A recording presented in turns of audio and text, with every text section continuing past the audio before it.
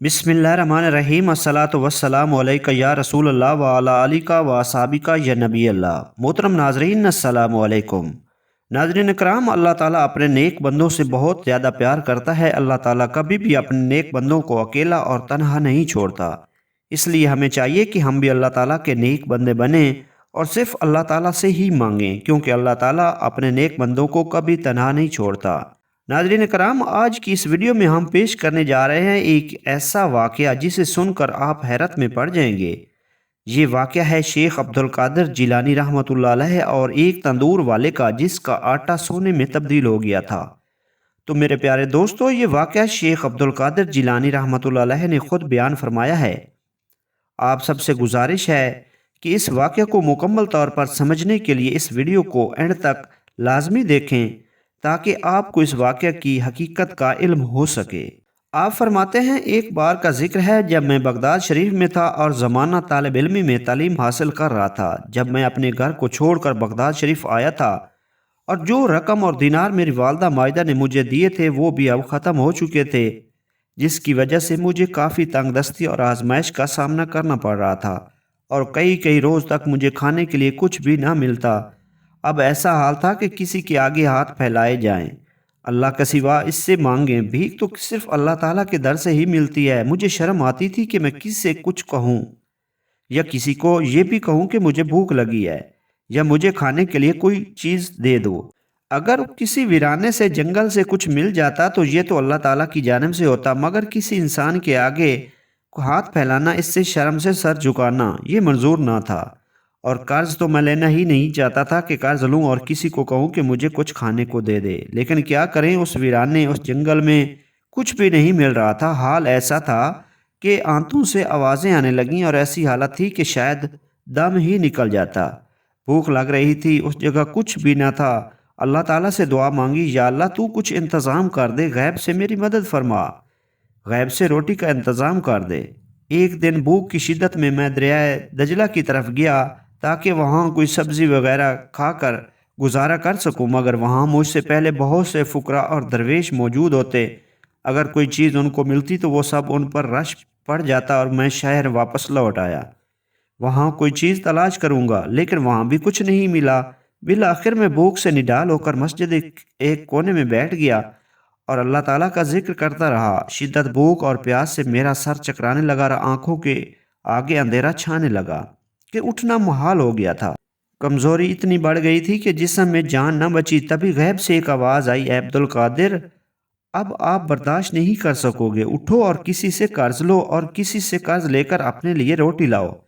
आपको ये बात मंजूर नहीं थी कि आप किसी से कर्ज लें, लेकिन भूख की शिद्दत इतनी गालिब थी, इतनी ज़्यादा थी कि आपने मजबूर होकर अपने कदम शहर की तरफ दोबारा बढ़ा दिए।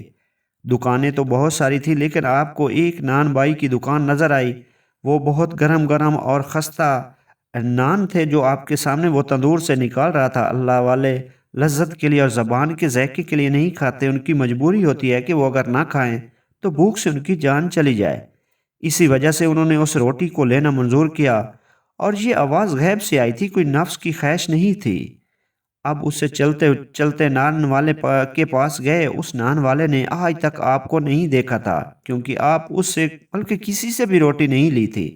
और उस नान वाले के दिल में अल्लाह ताला ने उनके लिए ये मोहब्बत बांट डाल दी थी कि अल्लाह ताला के बरगज़ीदा बंदे हैं और जवानी में ही अल्लाह ताला की तरफ रुजू कर चुके हैं, तालिब इल्म हैं, इसलिए उनके लिए रोटी का इंतज़ाम किया जाए।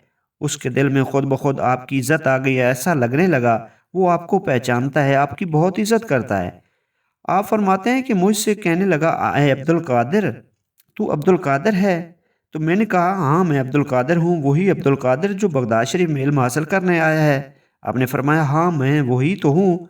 तो उस नान भाई ने कहा, "क्या लेना चाहते हो?" मैंने कहा, "अगर तुम रोज़ाना मुझे एक रोटी दे दिया करो और उसके बदले मैं आपको कर्ज अदा कर दूंगा, मुझे बहुत भूख है, भूख से पढ़ा भी नहीं जा रहा।" नान भाई कहने लगा, "अरे अरे, आप बातें कैसी करते हैं, ये तो सब आपका ही है। एक नान तो क्या, आप पूरी दुकान ले लें, मुझे कोई इतराज़ नहीं होगा।" लेकिन मैंने कहा, "नहीं, मुझे सिर्फ एक रोटी चाहिए और रोज़ाना मुझे 1 या 1.5 रोटी दे देना, और उसके बदले जब भी मेरे पास पैसे होंगे तो मैं आपका कर्ज लौटा दूंगा, क्योंकि मैं अपने सर कोई भी कर्जा नहीं रखता।" تندور والے نے کہا حضرت مجھے کوئی مسئلہ نہیں ہے، میں نے آپ سے کہہ دیا کہ یہ سب آپ کا ہے، جتنا دل چاہے آپ لے سکتے ہیں، لیکن میں نے کہا مجھے صرف ایک ہی روٹی چاہیے جس سے میرا پیٹ بھر جائے، جس کی وجہ سے مجھ سے پڑھا نہیں جا رہا اور میں پڑھ سکوں۔ اس کے بعد واپس جنگل میں آگے اللہ تعالیٰ کا شکر ادا کیا، میں اپنی کتاب پڑھنے لگا، علم حاصل کرنے لگا، علم کی منزل طے کیے جا رہا تھا۔ یہ علم دنیا کا علم نہیں تھا بلکہ اسرار اور رموز کھل رہے تھے، وہ باتیں پتہ چل رہی تھیں جو کسی عام انسان کو پتہ نہیں چل پاتی۔ یقیناً یہ وہ علم تھا جس سے دنیا اور انسانیت کو فائدہ پہنچنے والا تھا۔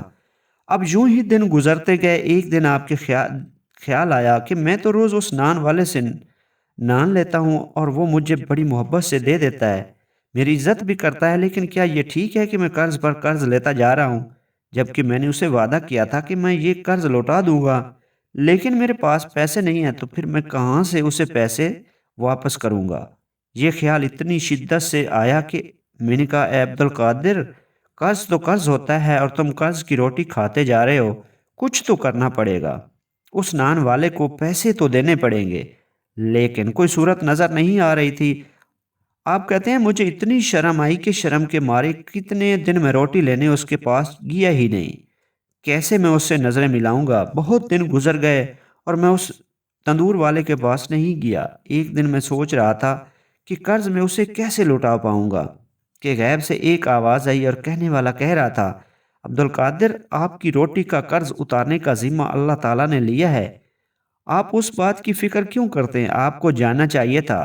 تو آپ نے کہا میں تو سوچ کر ہی شرما گیا کہ قرض کی روٹی میں کیوں کھاؤں، اب میں وہاں نہیں جاؤں گا، میں نے یہ فیصلہ کیا ہے کہ اس نان والے سے روٹی نہیں لوں گا، اس کے پاس بھی نہیں جاؤں گا۔ فوراً غیب سے آواز آئی، عبد القادر، قرض کی ادائیگی کرنے تو جانا ہی پڑے گا، اللہ تعالیٰ آپ کو بہت چاہتا ہے، کسی کا کوئی قرض نہیں ہے، اب اس کی فکر نہ کریں، آپ کے قرض کو لوٹانے کی ذمہ داری خود اللہ تعالیٰ نے لے لی ہے، جو تمام خزانوں کا مالک ہے، جو بادشاہوں کا بادشاہ ہے، آپ کی ذمہ داری تو اس کے ہاتھ میں ہے، آپ کیوں فکر کرتے ہیں؟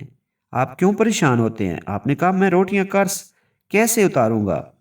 غیب سے آواز آئی، عبد القادر جیلانی، آپ اس جگہ پر جاؤ جو ہم آپ کو بتا رہے ہیں، بغیر کسی سے بات چیت کیے وہاں جو چیز ملے اٹھا لینا اور اس سے تندور والے کا قرض چکا دیں۔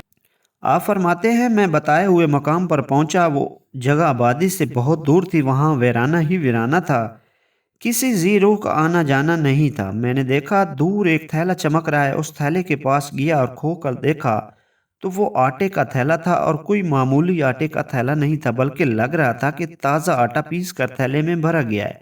آپ نے فرمایا میرے دل میں بہت خوشی ہوئی، میں خوش ہوا اور دل کو تسلی ہوئی کہ میں نے آٹے کے اس وزنی تھیلے کو اٹھایا اور نان والے کے پاس آ گیا۔ اس نے کہا حضور یہ کیا ہے؟ میں نے کہا خود دیکھ لو۔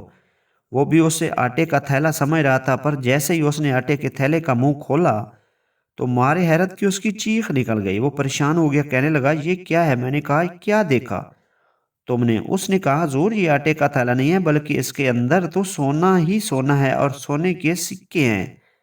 اس نے کہا حضرت اتنی جلدی کرنے کی کیا ضرورت تھی؟ اگر آپ نے دینا ہی تھا تو چند سکے ہی دے دیتے، روٹیاں اتنی زیادہ نہیں تھیں، اور کچھ دن تو آپ میرے پاس آئے ہی بھی نہیں، میں آپ کا انتظار کر رہا تھا، جب آپ آئے نہیں تو سونے سے بھرا ہوا تھیلا کیوں لے کے آئے ہیں؟ حضرت قرض تو اتنا زیادہ نہیں تھا۔ آپ فرمانے لگے یہ ہماری طرف سے نہیں، یہ تمہیں اللہ تعالیٰ کی طرف سے ملا ہے، جس نے ہمارا ذمہ لیا ہوا ہے، اللہ تعالیٰ نے ہی تمہارا یہ قرض لوٹا دیا ہے، اور پھر جس کا قرض اللہ تعالیٰ اتارے تو اس کے پاس تو بے حساب رزق ہوگا۔ نان والا آپ کا عقیدت مند بن گیا۔ ناظرین محترم، اس واقعے سے سبق ملتا ہے کہ اللہ تعالیٰ اپنے نیک بندوں کو بہت زیادہ پیار کرتا ہے، اللہ تعالیٰ کبھی بھی اپنے نیک بندوں کو اکیلا اور تنہا نہیں چھوڑتا۔ ہمیں بھی چاہیے کہ ہم اللہ تعالیٰ کے نیک بندے بنیں اور صرف اللہ تعالیٰ ہی سے مانگیں، کیونکہ اللہ تعالیٰ اپنے نیک بندوں کو کبھی تنہا نہیں چھوڑتا، اس کا انہوں نے وعدہ فرمایا ہوا ہے۔ اللہ تعالیٰ ہم سب کو اپنی حفظ و امان میں رکھے، ہمیں صرف اسی سے مانگنے کی توفیق عطا فرمائے، آمین۔ جزاک اللہ۔